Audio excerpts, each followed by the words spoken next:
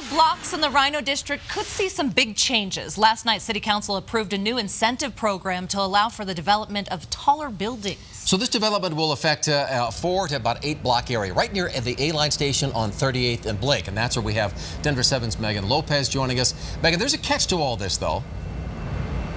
There is a catch or a trade-off, however you want to see it, and that trade-off is that in exchange for creating those big, tall, beautiful, profitable buildings right next to this A-line station that you see behind me, they're going to have to build some affordable housing units. And I want to give you some perspective as to exactly what I'm talking about and exactly what that means. So to do that, I'm going to run over to my other shot right over here with this big building that's being constructed that you see right behind me. So this building is about 8 stories tall.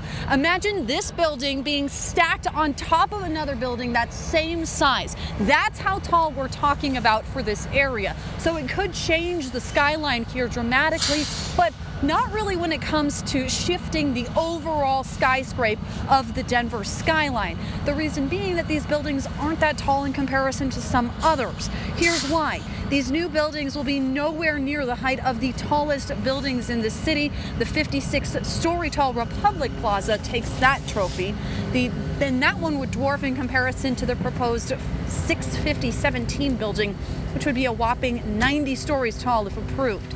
But in exchange for lifting the height restrictions, developers must create affordable housing units in or near their buildings. So for a 12-story apartment, the developer would need to create 10 income-restricted units. On the commercial side, the developer can either pay 5 times the normal affordable housing impact fee, which is about $1 million for a 12-story building, or they can construct a community space like a grocery store, or they can construct a daycare. So this is not the only place that we're talking about that could see this big change in the cityscape.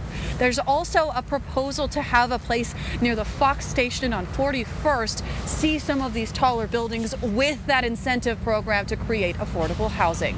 We're live this morning in Denver. Megan Lopez, Denver 7.